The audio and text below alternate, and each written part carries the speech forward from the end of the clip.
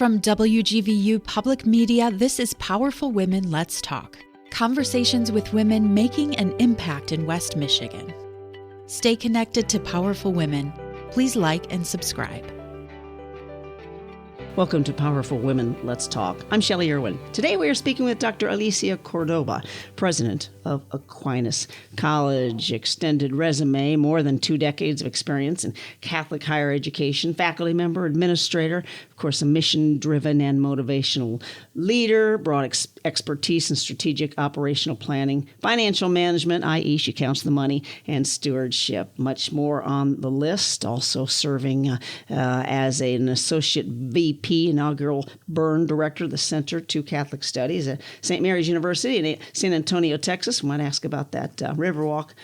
But listen to this. She has received a Doctor of Musical Arts degree in English horn performance. Juilliard School will drop that. And, of course, working with her oboe as well. We will fill in the blanks. Hello to you, Dr. Córdoba.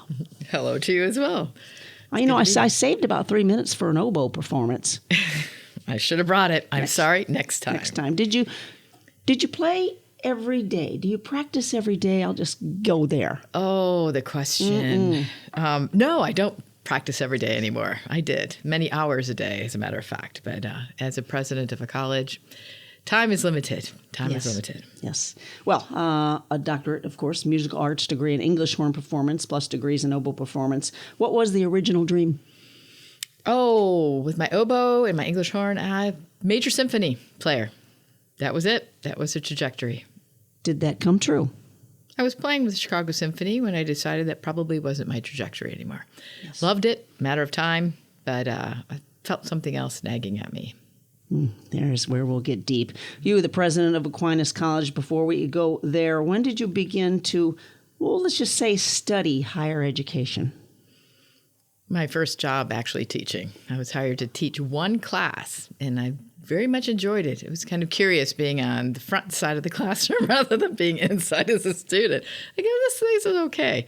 But I happened to be hired at a Catholic school, and I became very enamored of what is this difference between Catholic education and, my secular education, University of Illinois, Juilliard, very different. So I really enjoyed that new experience.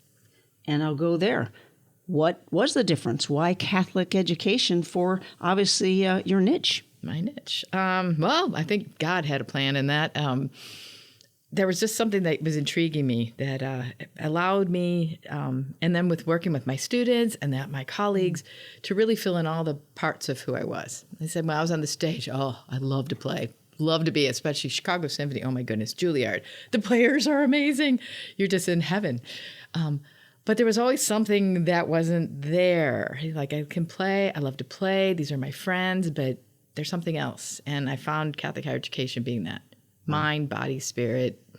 The faith could be ever present and without a problem, talking, thinking, being. So it just gave me that piece. What brought you to Aquinas? How did this path happen for you as the president? That's a really good question. Again, I think God had a plan. I'm like, okay, if this is where you're taking me, I will go. I think that many years ago, when I was first teaching at that Catholic school in Illinois, the president there at the time, I was teaching a few classes. He said, if you ever wanted to be a president, you would have to go somewhere else and come back if you wanted to do that here. And many years I would think about, what was he talking about? Mm-hmm. So the more I got engaged in many of the tasks that you described that I found myself doing just because people asked and I wanted to learn, the more I realized administration is really something. I love this Catholic higher education. He thought maybe I could be a president, so that was how I found myself in Texas. The president said, if you could create the Center for Catholic Studies for me, I said, I can do that. I've created them before. Will you help me become a president? I need a few skill gaps filled. Will you guide me through that process? And I said, I can help you for 3 to 5 years. I found myself at Aquinas in 4. So. Was that perhaps the power of someone believing in you? Absolutely. And myself believing that there was something more calling me, but absolutely somebody believing them. Yes, I will do that for you. Nice. I'm Yes. sure you give back to others. You are described as a mission-driven and motivational leader. Was this instilled in your upbringing? Take me back to the young Dr. Córdoba. Thinking about that, it has to be that you don't just all of a sudden become an administrator, one to be one. It kind of has to have something in your background, and that concept of having some purpose. So yes, I think both of my parents were very driven by ideals, living certain lifestyles, and always doing things for others. So I think I grew up watching that, and then my dad was an immigrant. He came from Spain. Met my mother, American, in Spain. They got married, came here, started a family. But my dad didn't speak English very much, and my mom trying to bring up all these kids, I used to just go listen to my dad talk. And I was fascinated by the world of business. I just thought the relationships you had, and then the people he would bring home to visit or, to schmooze or whatever the case was. I just loved that. I thought, I think I want to do good things for people in the highest possible way. And so between how my mother helped my dad and helped, be a really great mom, and still finding her way while helping him, I wanted that. I wanted to be like that. So absolutely, I believe that they inspired that mission drive. Good for them and for you. Today, again, Aquinas College president. Talk about the importance. I know you're dubbed in bringing team building to today's higher education success. Talk about your team and your daily experience. Oh, I have an incredible leadership team at Aquinas College. Having people you can work with and that you can trust is key to any successful leader. I found that in music. I find that at the school. I find that I even found that when I was a faculty member, and even a private teacher. Even if I was teaching by myself, the teamwork I would find between me and my students, extraordinary, absolutely extraordinary. If you don't have that kind of collaboration, trust, belief in what somebody else is even believing in you, what you're capable of doing, and you're sharing that with each other, everything's possible. Everything's absolutely possible. When did you pick up your first instrument? Let's see. How old is one in fourth grade? Mm-hmm. 9, 10, something 10, like yeah. that. Mm-hmm. My oboe, it was actually my very first instrument. Why'd you choose this instrument? Because my brother thought it was cool, and he was in 6th grade, so he said that would be a fun one. Was he a musician? At the time, yes, he was playing cornet, trumpet, and he was really good at it, and I really looked up to him. And so if he thought it was a fun thing and a really cool instrument, that was my only choice for me. You make your own reeds? I do. Yes, yes. This progress between I guess you have an academic journey and a stage journey. Do they correlate? Absolutely.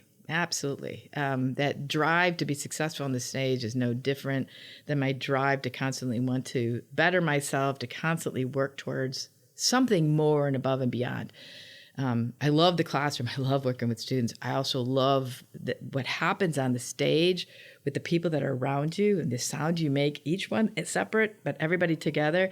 Same thing when you're in the classroom. Same thing when you work in administration. It's always that everybody doing something that makes something grander happen. So they're both absolutely the same to me.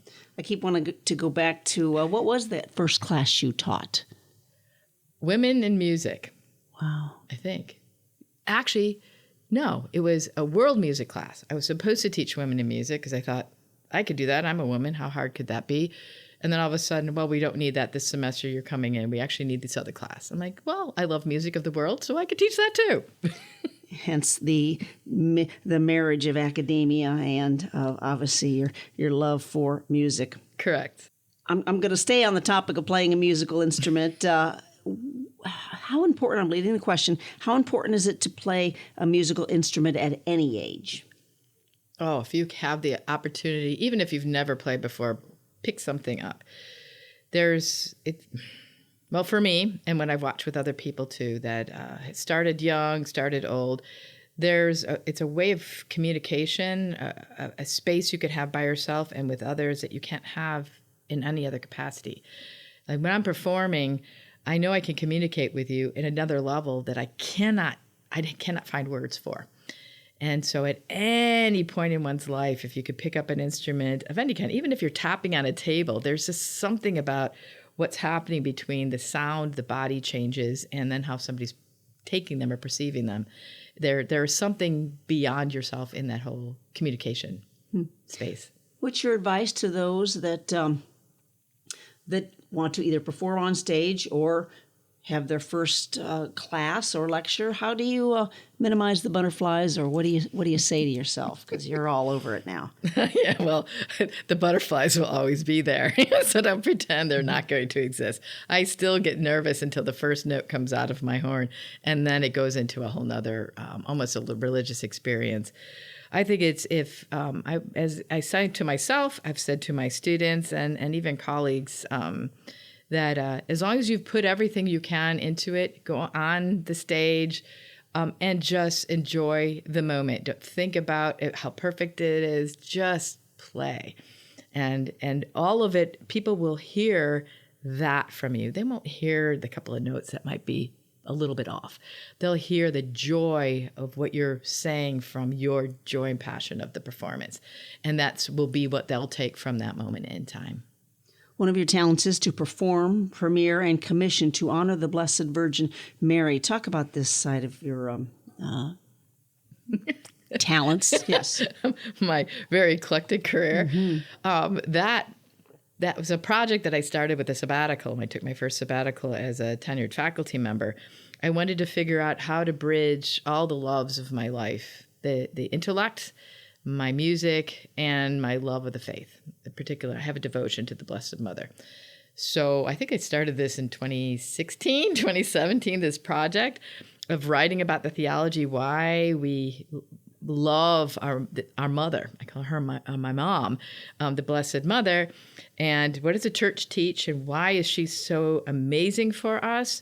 And then I visit shrines around the world and throughout the United States to experience the love of her at these different spaces. And then I thought, well, how does my music fit all of that? I said, well, if I don't write music, I perform music. So I ask friends or people I meet along the way, have they ever thought of writing in her honor? And most of them say no.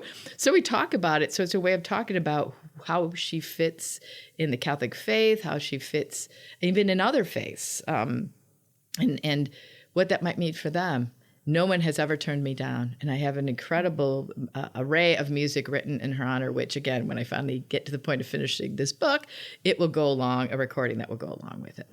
Tell me more about the book. It literally is almost an ode to the Blessed Mother. It's the teachings of why she's so important to us and how she could really be a strength for us.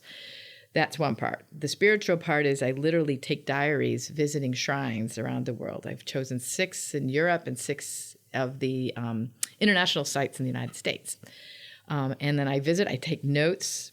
Originally, I thought about just saying how beautiful these spaces are until somebody actually read some of the notes and said, you need to close the door, go in your room, read what you wrote. And I realized I was writing in male voices, female voices. I was getting direction. I was complaining. All these different things were happening. I said, that's what people need to know about that devotion to her. She's right there with you, helping guide you. Her son, Jesus, is right there too. It's a phenomenon. So that's the book part, and then this music will go with, again, that other part of the voice.